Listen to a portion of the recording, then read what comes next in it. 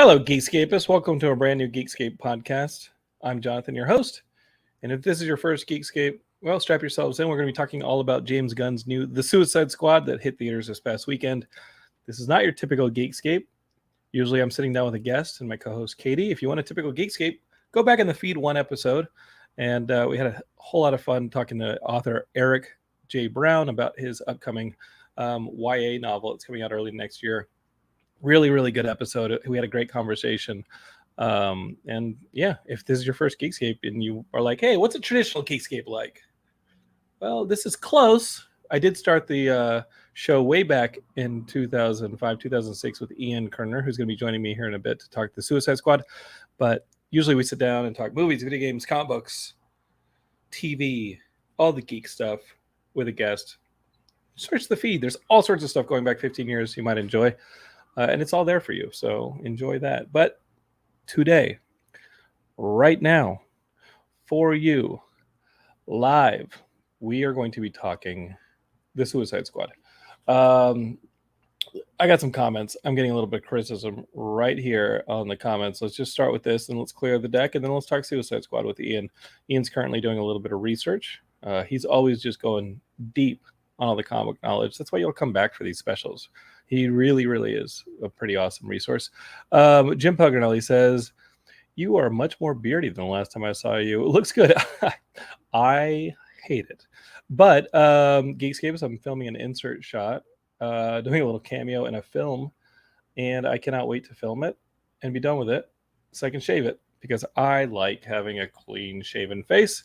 And right now, yeah, this is about 2 weeks, a week and a half worth of scruff that I have on my face, and it is very un-Jonathan. I haven't gotten a haircut. I have not shaved my face, and I'm feeling it. It is not nice. Big Yanks is jumping in with the beard is giving me Zaddy vibes. I don't know what Zaddy is, man. I don't go to the corners of the internet that you go to. All right, Big Yanks. I don't go to those things. Come on, man. I don't know what Zaddy is. All right. Y'all ready for this? Let's talk Suicide Squad. I actually went to see it with Ian, and we had a blast with our good friend Justin. And I think right off the bat, we got to tell you what we think because there wasn't a whole lot of hiding it. All right, Ian. I think it goes without saying, but what do you think of the movie? Loved it. Absolutely. So much fun. Tonally so right.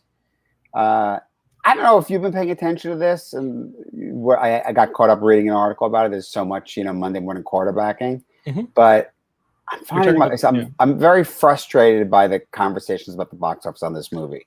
And what I want to say is, I want to say that, yes, I have HBO Max. I could have watched it at home, but this movie should be seen on the big screen.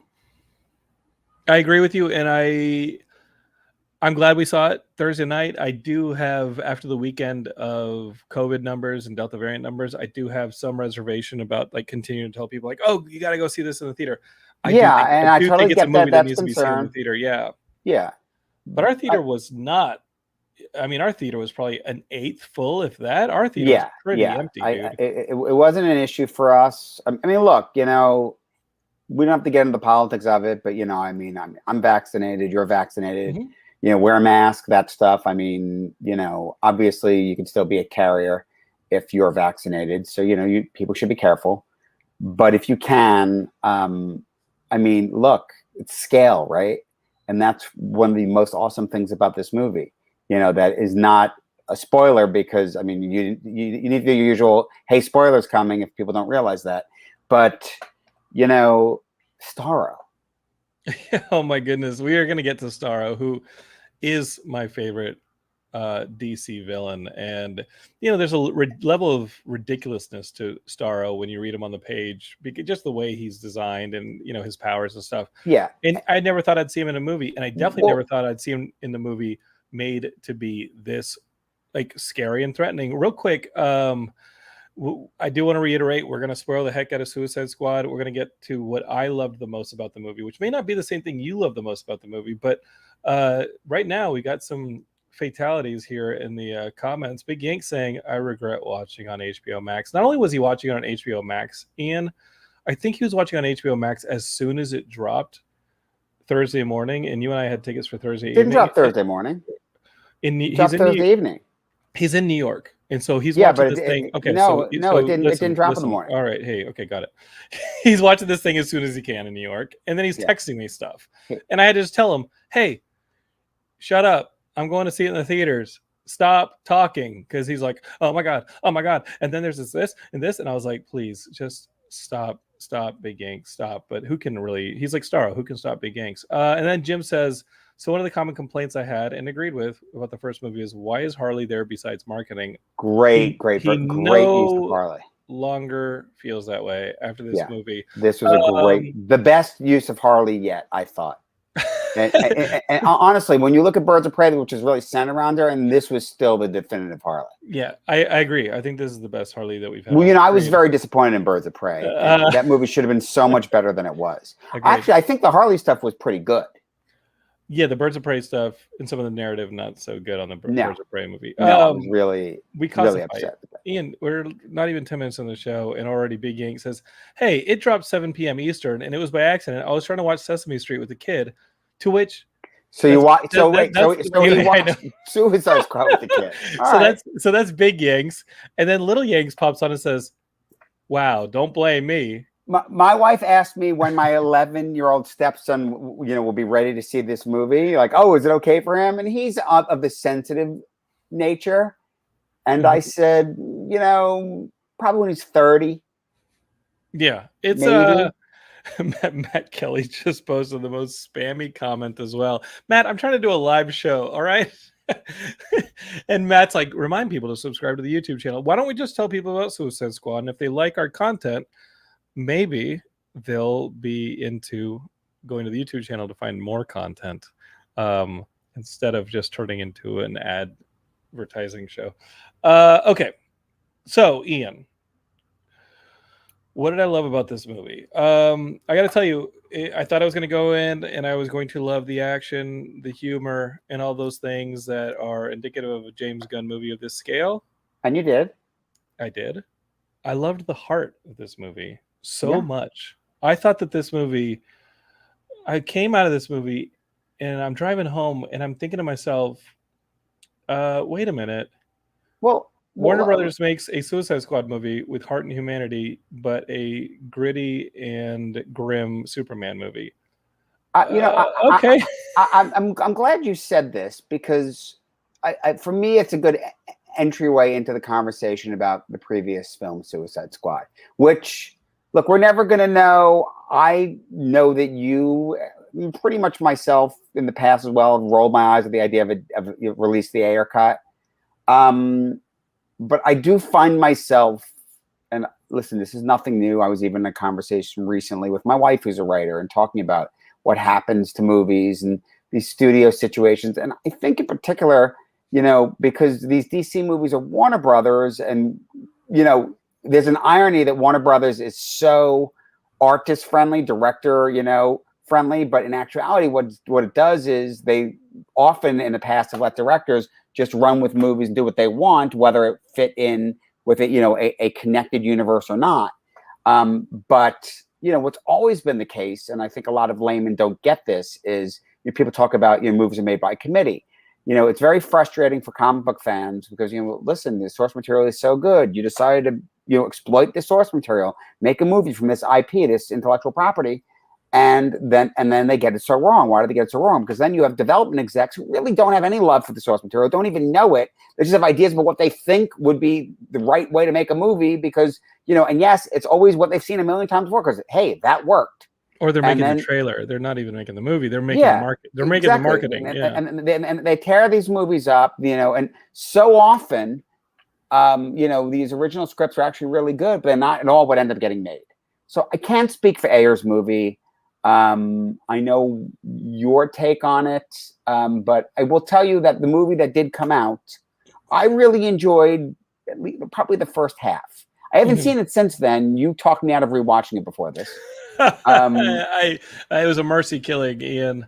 I couldn't let a good friend do that again. But what I want to say is what really annoyed me about it is the whole, hey, let's all come together in the end, just didn't feel like Suicide Squad to me. It was Not that they wouldn't come together for a good reason, as you saw in this movie, but in this movie, it wasn't really an inspired speech. It just really came down to, look, this thing is just killing everybody. It's just straight up morally wrong, but without a cheerleading moment. Because the cheerleading moment just didn't resonate properly in that Air movie. 2016 has a moment where Boomerang leaves the team and then rejoins the team only for a slow-mo walk, and that seems to be his character motivation for rejoining the team is, oh, I see y'all are all slow-mo walking down the street. I guess I'll jump in and walk with y'all. What? And it felt like, even in however they cut together, because there's some stuff out of order in this movie at the very beginning, and it can be confusing if you're not sticking with it, or if you're watching on HBO Max while doing something else, which is not the way to watch this movie. And I just felt like in that first movie, they're putting the team together prior to an inciting incident. The inciting incident being like that Enchantress type character coming together, and they're like, oh, we have to stop her. That happens after the team's been put together in the air cut, which is pretty whack. In this version, even though we don't know what the ultimate threat or mission is, we see that the team's put together. Not only is a team put together, a second team's put together, because the first team is kind of there to commit suicide and to be a distraction for the second team. And even though that's a little bit convoluted, I love that. I did too. The inciting incident is happening way before that, and it's time for the U.S. government to step in and fix it. And yeah, I think that what's great about that that jump in linearity is you get the laughs and the violence right off the bat, and right off the bat you also get the stakes and the tone. When Weasel falls out of the helicopter and can't swim, it's like, awesome. Oh, you realize just how stupid this whole plan is, and how hard it is. So hard at that. It was amazing. So great. It was amazing. And Weasel's been on the show. Weasel, Sean Gunn was on the show this past summer. I think a few months prior, maybe a year ago. I don't know, but it was great. And I was like, wait, Weasel can't be dead like that. But soon enough, plenty of characters played by bigger names, including Boomerang, are really, really dead within the first 5 minutes of this movie. And it set the stakes, it set the tone, and that I could back. That kind of, flashback setup, I could get behind. And then, of course, you flash to the other team, you flash to the team getting put together, and you realize, okay, this is all part of a horribly designed plan, and a very narrowly designed plan to, destroy, or basically get control of something that's hard to control, and really just destroy plans that would make the U.S. look bad. But where do you want to start with this thing? Really, I mean, Ian, this movie was a movie that we both loved. Sometimes we get into the criticisms of this movie. I got to tell you, I love Guardians 1 so much. This might, though, be my favorite James Gunn film. A lot of it's his best reviewed movie, right? I think so, yeah. But, I'll say this. For me, in terms of emotional connection, Guardians is stronger for me. Mm-hmm. But this is such a great movie. First of all, when I saw they were doing Staro, that really blew my mind. Okay. And Jonathan mentioned before he invited me on, brought me into the studio today, that I was doing some research. The thing I was researching was searching my memory, and I couldn't remember Staro ever actually fighting the Suicide Squad. So I just wanted to double check that. And I was right. He's a world ender. He usually fights the Justice League. No, to be clear, yeah, Staro's first appearance is the first appearance of the Justice League. It's like Brave and the Bold, I think 28 or something. The Suicide Squad doesn't usually fight world enders. Oh, exactly. Yeah. I just wanted to make sure, but no, that was just it. And, speaking to, a point you made before, in regards to, the grim Superman, but more to the point, I don't want to go off, in a different direction and talk about Zack Snyder's Justice League, except to say that it's far, far, far better than the Whedon version because you at least feel stakes. Mm-hmm. Okay. But what's interesting about this is, I don't want to say it feels like a Justice League movie, but yeah, they fight the Justice League villain. Like, it's awesome. And that's coming back to my point before. I love you know what? No, it's not a cheerleading thing. Let's go beat up the bad guy. But literally, and it turns on Bloodsport going like, can't walk away from this. Mm-hmm. I mean, I thought it was a little weird. They're just talking about the island. It's like, well, literally, like, what do you think is going to happen after Staro's done with the island? It's coming for the rest of the planet. Yeah. Staro is huge stakes. And yes, he's silly as heck. And I love the design of him. But by the way, I love how silly he is. But silliness. He's a real plague-like threat. We're talking John Carpenter's The Thing level threat. Well, that's the thing is Gunn raised the Staro stakes because in the comics, it's always Staro's wrapped around the head and he's just controlling you. And what Gunn did here, I thought, arguably, so Bloodsport's helmet is a complete nod to Alien, right? And the facehugger's an Alien borrowed from Staro. Mm-hmm. Okay? But in the comics, it's always great. You were face hugged, and then eventually Staro was taken out, and everyone was fine, and the starfish fell off. No, you're dead. I mean, literally, when you see what people look like with the Staro off, like the face is gone. It's like acid has dissolved it. You're just an automaton. Yeah. And that's people. Yeah, that's horrible. And which I thought was really cool for this movie and the tone of this movie. Honestly, totally works in general for the Snyderverse, right? I mean, the grim aspect of that. But I mean, I thought that was kind of awesome. Yes, Staro has this silly looking, cutesy thing to it, except it's giant and it's totally lashing around and it's a freaking kaiju. It's killing people left and right. Yeah, if not with the stars, it's stepping on people. Yeah, as we get a lot. I mean, this movie again. I think that those first 5 minutes are so important, and why you shouldn't watch this thing on HBO Max while doing your laundry. Those first 5 minutes are so important to just educating the whole movie on. Hey, we're killing Nathan Fillion. Right. We're gonna kill. Seemingly Weasel, Captain Boomerang, Captain Javelin. Boomerang.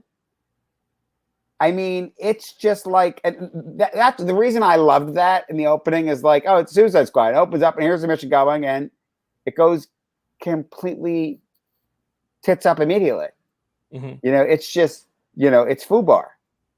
It's just totally like they just get slaughtered.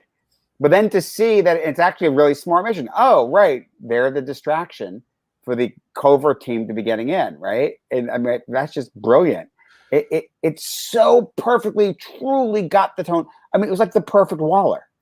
Yes, and Amanda Waller, cold, calculating, and they're just chess pieces. They're just pawns, and she was okay with Harley dying. She was okay with. She didn't care about anybody. Flag dying, and these are the characters from the first movie. She's just okay with clearing the deck, and when she blows up Savant's head.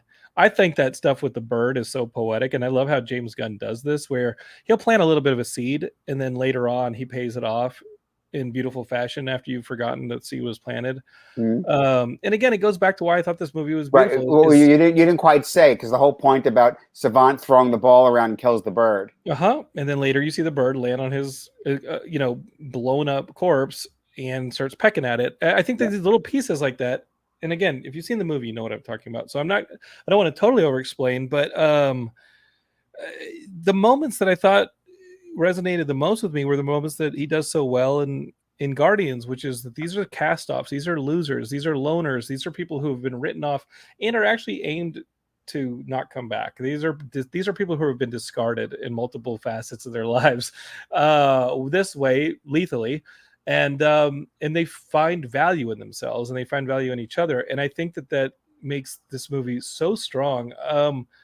King Shark, is he the MVP of this movie, or is it Polka Dot Man, or is it here's John the Cena? Thing. I mean, there's so many parts of this movie where everyone's great. Everyone's awesome. Well, let's discuss this. So Bloodsport, it's Idris Elba. who's awesome because Idris Elba's always awesome, right? And the thing is, so they did this whole plot line with the daughter, which is actually cribbed straight from Deadshot. Mm-hmm. Okay. Now I've heard, I'm not really clear on this. In the 2016 movie, and they failed that one.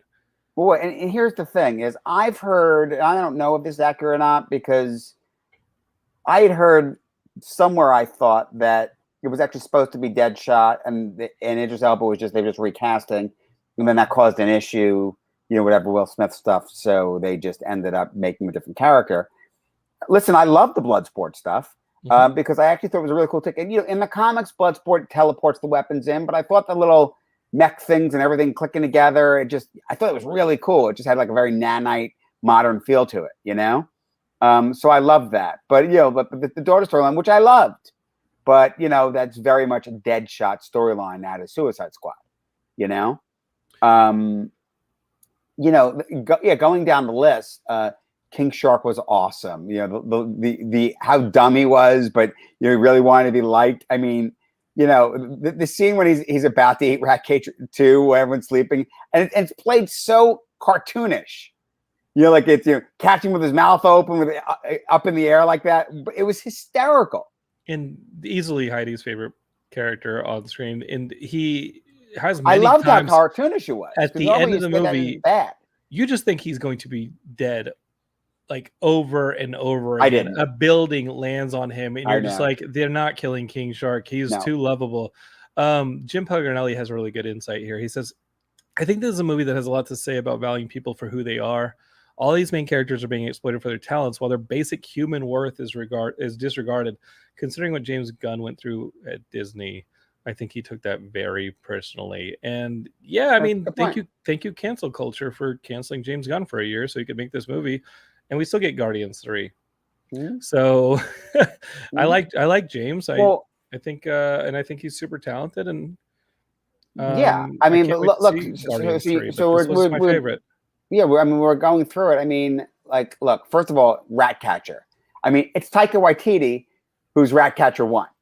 Mm-hmm. I mean, that as just a little side thing is just so awesome. And he has the most beautiful line in the movie at the most beautiful moment when his daughter's finally seeing the value in herself and all the small things. And the end of the movie is the message of the movie. All of these small things that have been discarded and cast out are uniting to take down the largest thing, the biggest threat. I think in overcoming the biggest obstacle, I think is beautiful.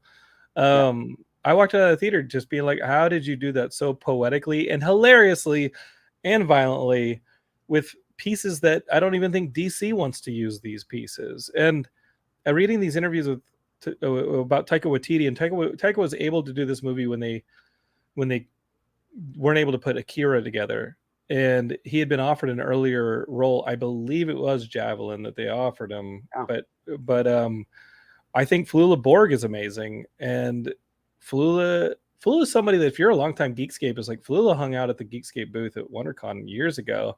And is like one of the Geekscape ties of this movie made me so happy to see, David Dimashian, who we helped with his film Animals years ago, and we get a thank you credit on, to see him just bust out as Polka Dot Man is so rewarding to me because he's such a wonderful person. To see Sean do so well is just like, dude, this is so awesome to watch this movie and see that it spun all the plates the entire time perfectly well. There was no part in this movie where I was like, yeah, this should move a little faster. This could be funnier. There are people who were talking earlier today. Somebody said, oh, some of the jokes fell flat. And I was like, which ones?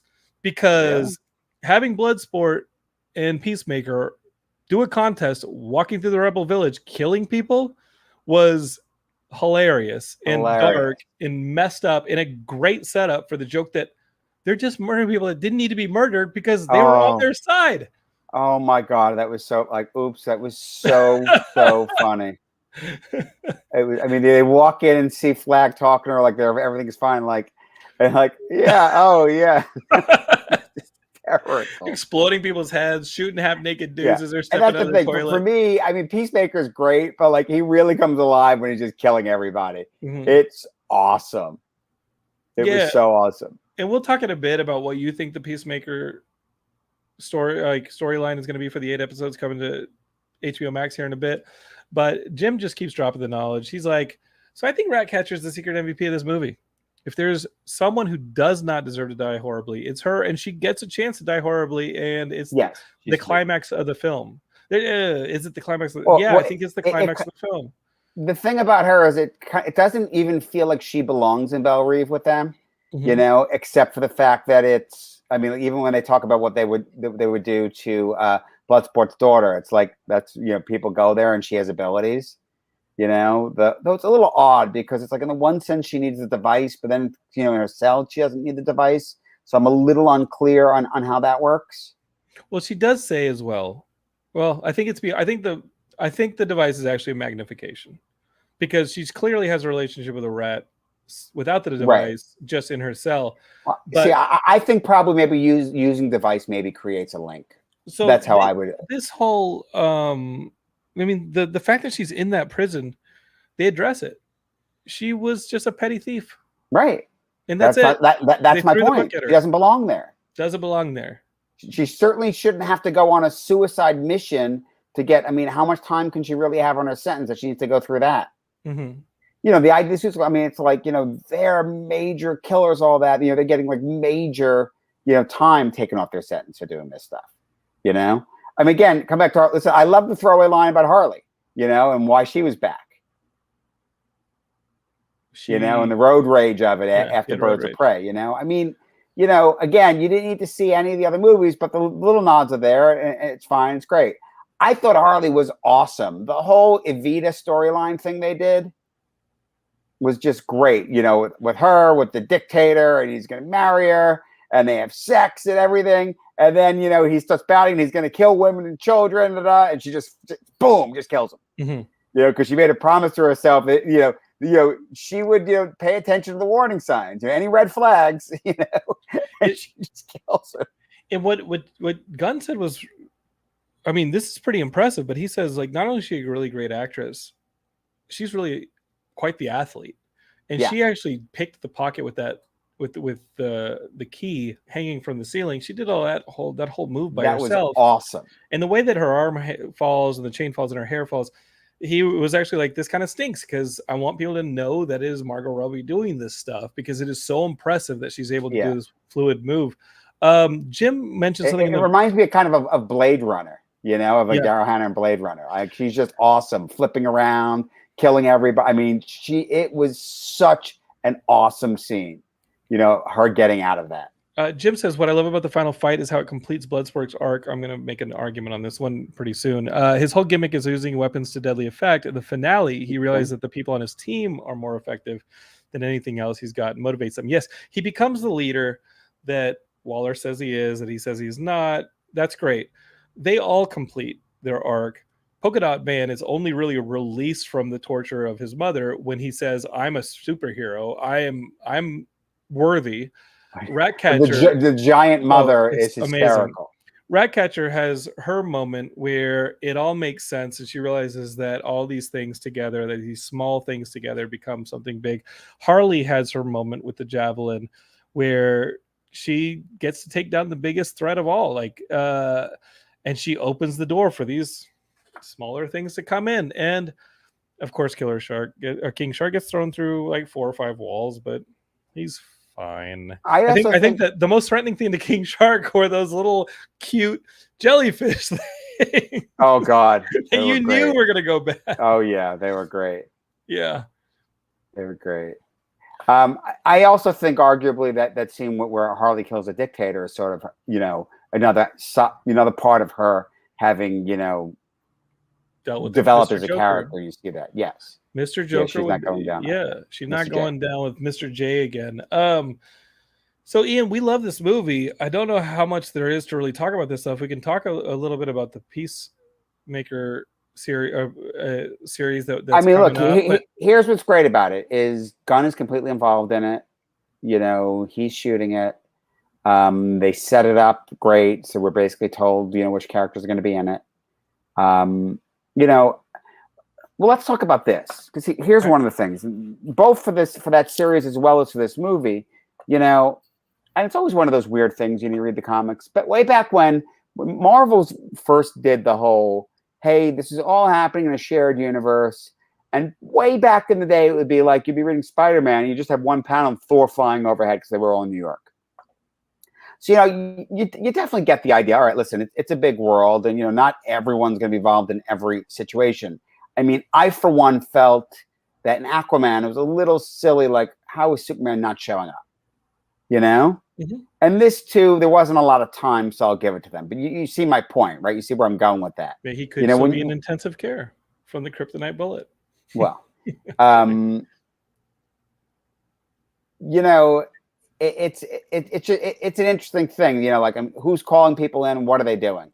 I loved in this movie the idea that, about the complicity of the government in Project Staro, because that actually, for me, was the explanation of, she's not going to the Justice League for this. Right. She's cleaning up their mess. She doesn't want the Justice League to know about this. And you know what? If she was fine with the mess getting bigger as long as that hard drive didn't end up in someone's hands. She was fine with Staro stepping off that island and becoming the Justice League's problem, as long as that hard drive, which is the Peacemaker storyline, does not end up in anyone's hands. And we now know, having watched the end credits, that there's the Peacemaker series that takes place after the Suicide Squad, because miraculously the character survives Bloodsport shooting him. Yeah. The moment where he kills Flag and the level of regret and some like mixed, he's mixed on where he placed his loyalties, is a huge moment. And I've seen John Cena in a lot of movies this summer. John Cena's been in a lot of movies this summer, and I'm probably watch him again. And I think Hulu has a movie called Travel Friends or Vacation Friends coming out that looked hilarious too. But that moment right there, and it's a credit to John, and it's a credit to Gunn's directing and the writing. I thought that beat where he's gone from real alpha, all-American, to having a little bit of shading of what he'd just done and how he may have just cost a real patriot their life. That was a beautiful moment, and that was really sad and tragic. He overcomes it almost immediately because he's so hardwired, and I'm excited to see what happens in the series, which supposedly involves his father, played by Robert Patrick, the T2 actor, and just how you get programmed to be someone like Peacemaker, who is a good patriot, a bad person. Cena supposedly is a really cool person. My brother worked with him for years in WWE, and Paul has great things to say about John. Although Drax is the person who bought him the most lunches in a competition between John Cena and I'm blanking Ian, our Drax actor, Dave Bautista. Dave bought Paul more lunches, so I'm a fan of both of them. But Paul says John is great. And Jim throws in on Peacemaker saying, I love John Cena in this movie. He's hit solid comic timing. He's got great comic timing, and I think he's developing real chops as a dramatic actor. That moment was a huge moment in this movie for me. The look on his face as Flag died and called him a joke, that was big. You could tell that was the one that really it was awesome. Cut deep. So what would you expect from this Peacemaker series? It's him, his father. It's going forward. We have the two. I think whatever they have to do is going to go off the rails. I think it's going to be loosely based, like in the past there was he worked for Checkmate, but he was just too bloody. What is that? Checkmate. Checkmate. Talk to us about the character. So this is really my first impressions of Peacemaker in this movie. In DC, you have a couple of fictitious government agencies and organizations, right? You have the DEO, Department of External Operations. Checkmate has been a few different things. They're usually a covert organization. At one point in pre-Flashpoint, Checkmate was taken over by Maxwell Lord. Okay, that's not good. But current Checkmate is coming off of all of the recent Leviathan stuff. And so current Checkmate is seemingly a force for good. It's like the in the background detectives. So it'd be like Sword. Sword is looking to be in Marvel. Oh, Sword's more galactic. Yeah, Sword's more DOA, but but yeah. So I'm curious to see, it doesn't, I don't, I mean, listen, obviously, or seemingly, Peacemaker as a show is not going to be the Task Force X. Mm-hmm. That isn't what it is, right? So we'll see. We'll see to what extent Task Force X, and whoever their government handlers are, what Task that Force is. X is like a Wetworks team. It's like a type of like Weapon Yes. X Wetworks type thing. Funny how these two big publishers mirror each other so consistently. Well, I mean, I would argue that I see why you're comparing Task Force X and Weapon X. Well, there's an X in it, but really they're more like a Wetworks team. Yeah. Yeah, I mean, they're very different. Weapon X was sort of done as a sort of revisionist history thing to give some background to Wolverine, right? Mm-hmm. And really to come up with, hey, more characters that are related to Wolverine. Mm-hmm. Because they basically did the, over time you had Weapon X as that was Wolverine's designation, and then there was a Weapon X program, and then so there was a team. Yeah, and how great would that be in James Gunn's hand to have him with characters like awesome. Maverick and all those silly, weird Weapon X characters. Jim, who should just co-host this podcast at this point, says Checkmate. This recent Checkmate series by Greg Rucka after Infinite Crisis was a personal favorite. It's really good. But you read more DC than I do, Ian.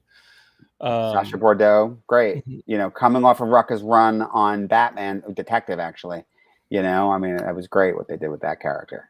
So if there are storylines that like the listeners want to go and find that might inform a little bit more of Peacemaker, like what are they looking for? Are they looking for Well, look, I'll say one thing. I think DC's done a really good job recently of some synergy for this. They always start throwing characters that are in the new movies into comics, but just last week, like they had, the current Suicide Squad book is really good, and Peacemaker's in it. Mm-hmm. They just did an issue 1 of a Suicide Squad Black Label Kill Joker that was really, really great. They have Suicide Squad showing up in Swamp Thing as well. So there's a lot of current books, with some really good Suicide Squad stuff in it. Suicide Squad as a regular comic has been hit and miss. Okay. Some series are great, some only okay. But I will say the more recent ones have been better than others. And what I love is that a lot of these characters, and you sent me this article earlier today about how DC and Marvel treat a lot of the creators who've established the storylines in comics that have then gone on to be billion-dollar success stories on screen, and how rough that is when you're a creator and you get basically a one-off check for the book, but then you go and see your storylines and creations like the Winter Soldier go and make tons of money on the box office. That's rough. There was no precedent for this story, and many of these characters were just cast-off characters. Gunn admits that he put Polka Dot Man in the movie because he just Googled stupid DC characters. Yeah, and Polka Dot Man is very different. But listen, Polka Dot Man was always this silly visual of a Batman foe who, he had some weapons. I mean, the idea of making Polka Dot Man to actually be a metahuman and have powers, I thought was great. And he's a like little bit more of this in this movie. Well, yeah, that's just it. Because he kind of crossed Polka Dot Man, who visually has something in common with the Spot at the Spider-Man villain. Mm-hmm. And he, and then made it projectiles instead of little holes, Yeah, but I thought it was great. Transport himself. Yeah. And pieces of you. Yeah. I think and Spock could literally like go like this and punch you in the face, punch through himself, because all the spots are portals. I always found the Spot to be a really scary villain. Like Spot can be scary. Well, recent takes on Spot have been really scary and shown just how dangerous he can be. Mm-hmm. So there's no real precedent for this. My experience with King Shark was mainly from his iteration in the Flash series on CW, in which I'm like, okay, he's kind of just a killing force. He's really just a murder machine. But this gave him so much character. I've liked him in recent Suicide Squad books. There's been a bit of him in Aquaman and in Superboy in the past, but this current take is better. Oh, also, they started a Suicide Squad King Shark mini also started this past week. And actually, that was really good and sort of delving into both his personality and his background. And is he an actual god? His father is. Yeah. So Yeah. he's like God, Aquaman. he's the god of sharks. Okay. We're with that. Explains why a building will land on him and he's good to go. Yeah. No, he's very powerful. He's very when strong. He falls off out of that building, I was like, oh, please don't go splat. Please don't. And he just shakes it off. Yeah. And then when the building lands on him, I'm like, oh, well, please even no. when all the soldiers are shooting him, and he's fine. He's just I was off. fine with that. Bullets had been established as not a problem. So I was down with that. You mentioned, and I did flip through it, the Suicide Squad book that's currently happening right now, where you have Superman, different DC characters making cameos in the recent book. I flip through the DC books every now and then, and I thought to myself, well, if they make a third Suicide Squad movie, who knows what filmmaker they'll give it to? I mean, I love James Gunn's take, but I would love to see other people step up with these obscure characters. And I would love the Suicide Squad series to be like a showcase for characters that aren't being used. I wanted to ask you, Ian. So let me say this. Who would you like to see in a third Suicide Squad movie? Let me preface this way. Okay. Going back to 2016, my big issue with Suicide Squad was I thought the timing was off. My personal opinion is the right way to do it is they should have done a bunch of movies and introduced us to a lot of DC villains.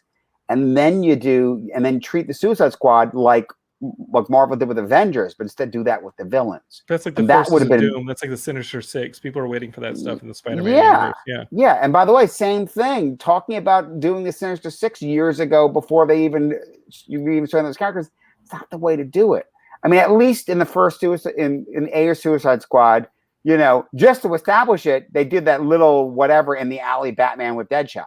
Oh, where he's dressed like Dolomite, and he he was like, "Hey, Batman, how'd you find me?" And I'm like, "You're dressed like Dolomite." Yeah, but at least it was like, all right, because people needed to see, oh, he's actually a Batman villain. I mean, that was like the problem with it. I mean, people know who Harley Quinn is, and and everyone else, like they didn't resonate. Would you like to see an Ayer cut? I would. I'd be interested in. I'm very curious to see what's there. I'm actually. It was. To me, I was like, no, that movie was so bad. No. But then, you know what? Give the dude his cut and we'll watch it. And it might, I mean, I really feel like that opening where the putting together the team before there's a reason to put together the team. I think you flip that, you start to add some actual momentum to the movie that's actually pretty valuable. But they needed that credit sequence. I'm like, I mean, look, like for me, like Captain Boomerang is a joke of a character, but I want it. If you showed me Captain Boomerang fighting Flash, I get it. Mm-hmm. I mean, and show that he really isn't a joke, that he's deadly. Mm-hmm. So listen, I mean, there's such a plethora of characters you can pull from, but I get frustrated when, you're not pulling from, the universe you've already established. Sure. I mean, it's fine to, first of it, look, I've told you the Harley Quinn animated series, so worth watching, so good, so funny. And Jim is saying and they do it. King Shark's in there too. Yeah. And he's using King Shark's in it. He's great in that. I mean, Dr. Psycho is hysterical in that. I'm not the most off-color way. He's a Wonder Woman villain who's a telepath, who's like a little person telepath. Okay. And he says exactly what you'd think a misanthropic supervillain would say of Wonder Woman in that show. I mean, he calls her the C word constantly, and it's great because everyone's like, whoa, you can't do that. You can't say that. And that's the cartoon that's on HBO Max. Yeah. It's worth watching. Oh, it's so funny. I know you've been pushing me to watch it. Let's do that. It's so funny. So who's on your Suicide Squad team? But that's just it. Name the director and name the Suicide Squad team. Listen, I want Gunn to come back, but Poison Ivy. I want Poison Ivy. I want King Shark back. I say bring back Bloodsport. Weasel's still alive. I think they can get some comedy if they had Bloodsport and Deadshot in there. Sure. Is Weasel in your team? Weasel's alive.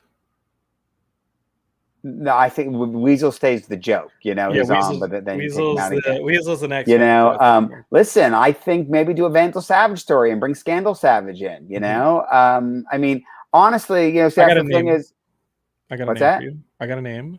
I mean, Catman, Mad Dog. Sure. Yeah, Mad Dog's done a lot on Arrow. I know. I saw that, and when I was going to write an Arrow spec in like the second year of Arrow, Mad Dog was going to be my villain. Okay. I just liked his comics back in the day, but I was also 10. So was it the comics, or was it just my love of Friday the 13th? Because he's wearing a hockey mask. And I'm just going to shout out Geekscape, as Matt Kelly's doing a live stream of all the Friday the 13th movies for this Friday the 13th on our Twitch channel. But listen, so let me say this. I like the idea that has been done a few times, and they're doing right now with Superboy in the current Suicide Squad. Is I like when they pull the hero in. For years, before even the Arrow TV show existed, there was the script going around time about basically they were saying it was the super villain Max, but Green Arrow got sent into it. Oh yeah, I remember that script. Yeah, I think we had a party at Comic-Con where the writer of that script, who was a hot writer at the time, attended, and he told me that he wrote the script for Supermax. Okay. And it's Oliver Queen stuck in a Supermax prison with all these people who want to kill him. But what I'm saying is, I like the idea of the hero that, for whatever reason, they get caught and they're a vigilante, or something goes bad, or whatever it is, or Wallace pulled some kind of BS. But throw that in, throw someone like that into the Suicide Squad, because you got to replace Rick Flag. Yeah. And Jim Pelgrinelli says Bronze Tiger. Bronze Tiger would be awesome. Great character to have in there. Killer Frost.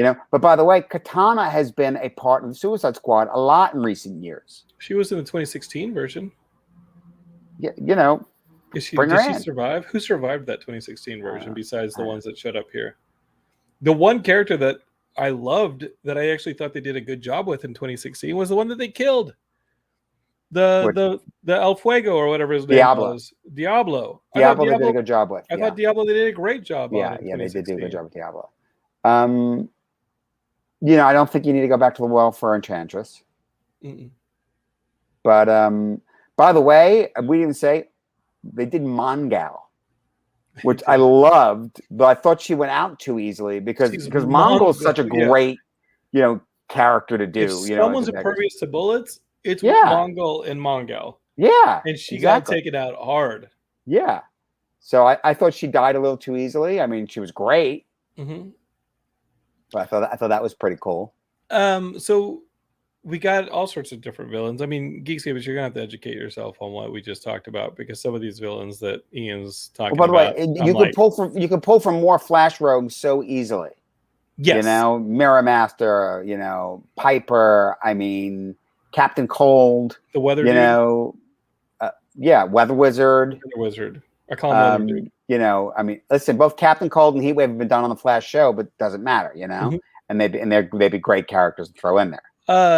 Would it be a chance to introduce Lobo, or is he too OP? Is he too powerful? Because Lobo's pretty much indestructible, isn't he? If they do Lobo the way they do him, yeah. The problem with Lobo is he'd say, based on the comic version, is so blow my head off, because he just regrows it. He doesn't care, because Lobo was Wolverine on steroids, right? Right. Like super steroids. Lobo was crossing Wolverine with Superman abilities and making him really bad.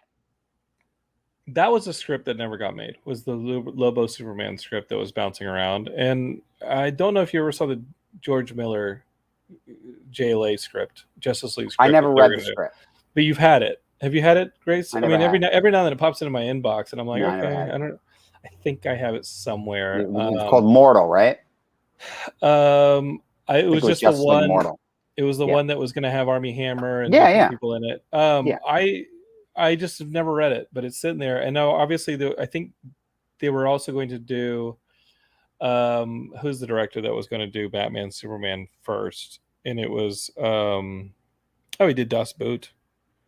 What's the name of the director? Help me out here with this one. He did the Jim Pelgrinelli's got me, and I know Jim Pelgrinelli will help me on this one.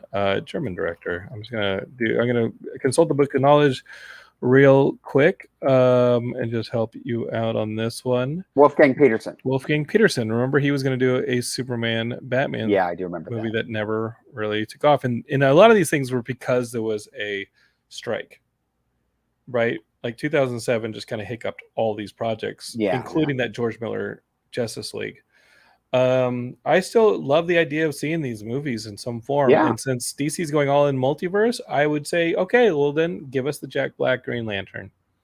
Because that's a movie I would have loved to have seen. No, that's a fun script. That's a fun Jack Black fun script. That is a script that if he's Gunnar, let him play Gunnar. No, if Big Yanks was trying to entertain his kids rather than parent and turned on Sesame Street and accidentally got that Green Lantern series, then I would have been happy. Look, I'm curious to see what the Green Lantern series that they're doing for HBO Max is going to look like. I mean, we're getting Guy Gardner. We're getting I'd forgotten about that. Alan, that might be a really interesting series. I think it'll be good. Mm-hmm. What do you think about this whole stuff where stuff goes up on HBO Max and then a month later it's off HBO Max? You can't just get on there and watch the Tim Burton Batman movies, or it drives me crazy that they're licensing.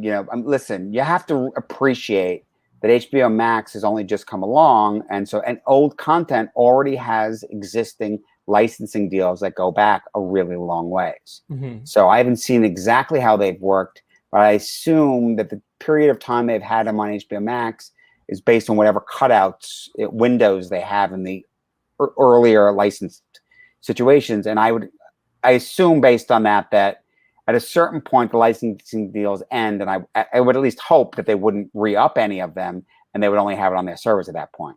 But there was nothing they could do about existing deals. And moving forward, it looks like these things would live there. Exactly. For instance, the CW shows that had Netflix deals, but now going forward, they all just go to HBO Max. There's no Netflix. So let's go back to that way we started the show to close it. The frustration this weekend in Hollywood that this movie made $26 million domestically and just a little bit more than that overseas. I don't know where the alarm bells are on this. It was the talk of people in Hollywood. Is this putting at risk a future for these characters? Obviously, we're getting Peacemaker series, but it is. I mean, look, here's the thing. It's no one is being clear, right? Even the Disney stuff, at least they were charging and they were collecting some money. But the HBO Max deal that goes back to the beginning of the year was it's all free. You have HBO Max, you get the movie. There's no added, ancillary money for that. Mm-hmm. So, I mean, that's messy. How do you even, listen, that's not good for the studio. I mean, it's all well and good where you have, theater owners mad at Disney because Disney's actually lining their pockets with their $30, which, by the way, again, still I think is short-sighted because they've eliminated a whole window as well as cannibalized the audience. Should there have been a 2-month window before they put this thing up? 3 months, 1 month. Look, we're living in a really weird time because of COVID. The conversation is whether or not these models exist beyond COVID. The HBO Max one does not. They're not going to release it for free at the same time as in the theater because that's definitely cannibalizing the audience. That was purely a COVID decision that was made, right? What Disney did, people fear could become an actual model. Well, Universal had success with it as well. Right. They did it first. Right. I did not expect, and listen, Disney did do it pretty late in the game. They decided to do it with Black Widow. It was definitely about the virus, I didn't think that Disney would do it with a big movie like that. And they did it also with Jungle Cruise. Does this pivot things for Shang-Chi? Or are we too close to Shang-Chi at this point? We're not too close. We're talking about whether or not the Delta variant becomes, a bigger thing or not. The Omega variant. Right. Well, the plan is that Shang-Chi is not going to have the day and date, and it's just going to be in theaters. Listen, I worry about Shang-Chi. I mean, I hope it's good. I hope it does well, but I don't know. I mean, I haven't heard, that buzz for it, that early tracking is great. Mm-hmm. At the same time, it's going to probably do huge business in China. You said that early tracking is good for it. You've heard no, I don't think it is. I haven't heard any. Yeah, I don't think it is. Yeah. But and here's the thing, and I hate to say this, but and we're way off topic because now we're going to the other sure. side of the tracks. We'll bring it back. But look, Shang-Chi, Marvel was in an interesting position back with Iron Man, right? Because their A-list characters were already licensed. And they did this great job of what were considered B-list characters in terms of popularity. Though the Avengers and those characters were considered the heart of Marvel and yet not the most popular characters. They did great with the B-list characters. And really, when you went to the Netflix stuff, that was like really considered the C-list characters. Daredevil's an interesting one because Daredevil has this one, maybe two runs in comics that are considered seminal and some of the best stuff, but otherwise C-list, right?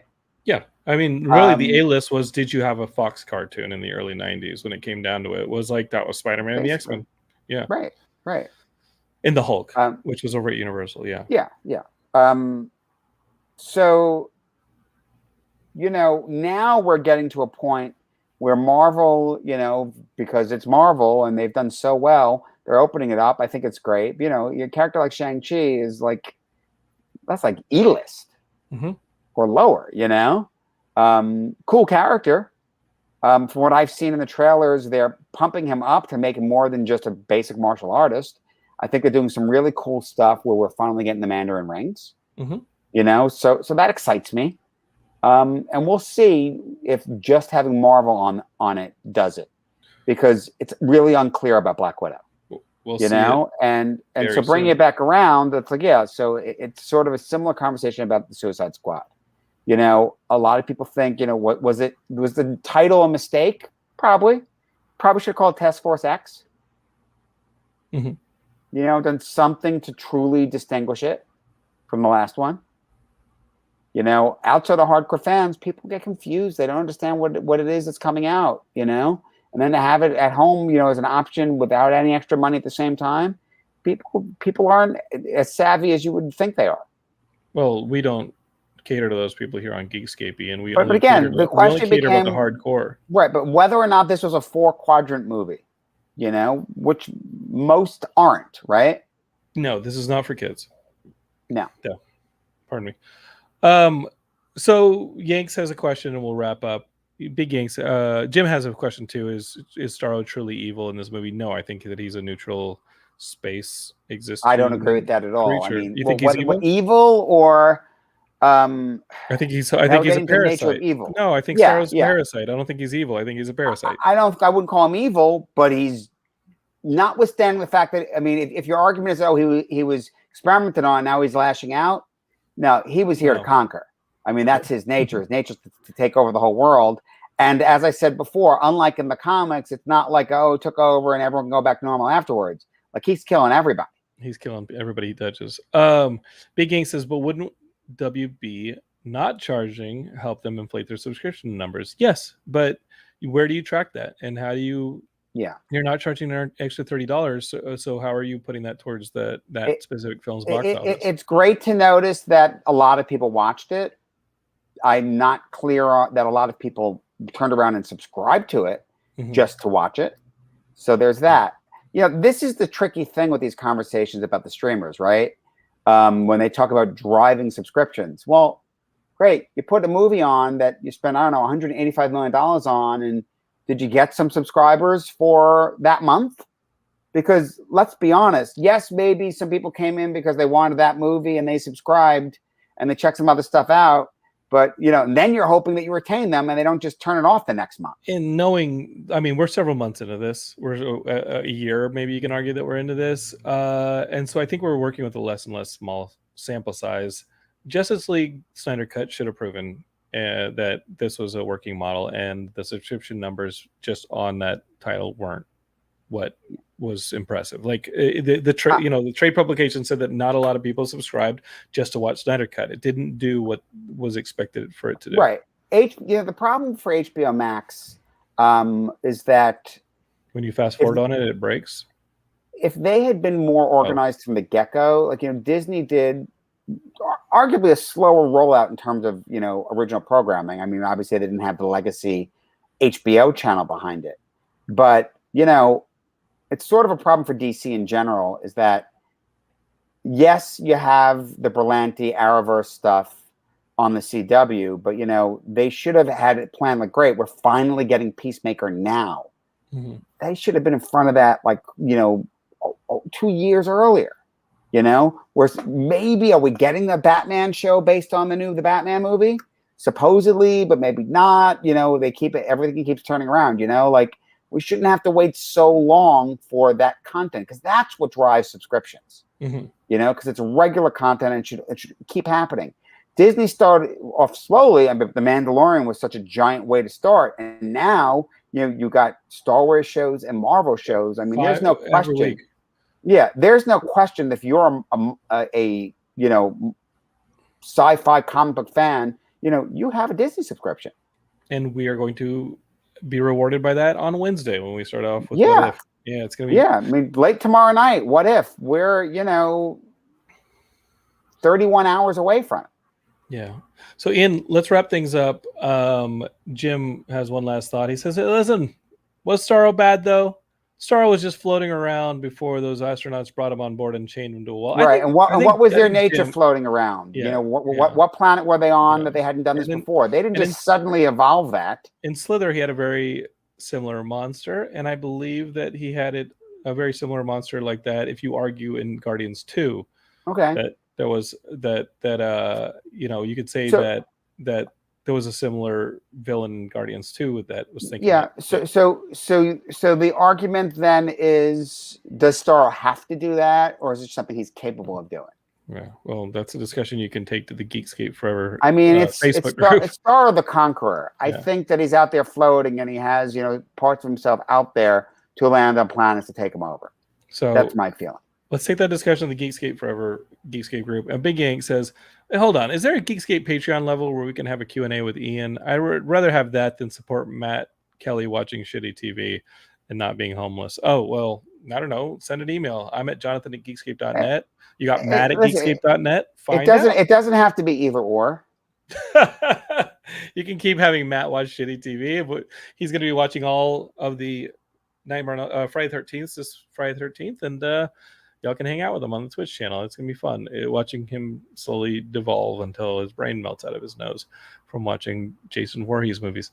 All right, Ian, we can tweet at you at Ian L. Kerner on Twitter. Yeah, you could. You're on Facebook. Sometimes you're in the Facebook Forever Geekscape Forever group. And I'm Jonathan. You can again email me at jonathan@geekscape.net. Share this with all your friends. Tell them, hey, these guys talk Suicide Squad, and they had an okay conversation. Pretty good. So tell them to subscribe and share it. We'll be back next week with thoughts on the first episode of What If, some other movies, all sorts of stuff going on here on Geekscape. And yes, help Matt Kelly out by subscribing to that Geekscape Patreon. But really, also go to that YouTube page. We got a lot of stuff going on in Geekscape. We have 15 shows now. So that's my plug.